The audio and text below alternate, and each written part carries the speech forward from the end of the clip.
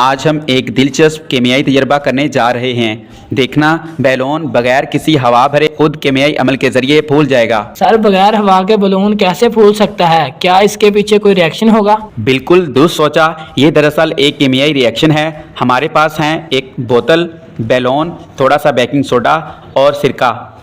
Sir, baking soda एक base होता है ना, और सिरका एसिड? बिल्कुल सही। जब एसिड और बेस आपस में रिएक्ट करते हैं तो एक नई गैस बनती है, कार्बन डाइऑक्साइड।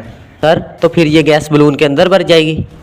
बिल्कुल, यही मुशाहिदा हम करने जा रहे हैं। चलो देखते हैं रिएक्शन के दौरान क्या होता है।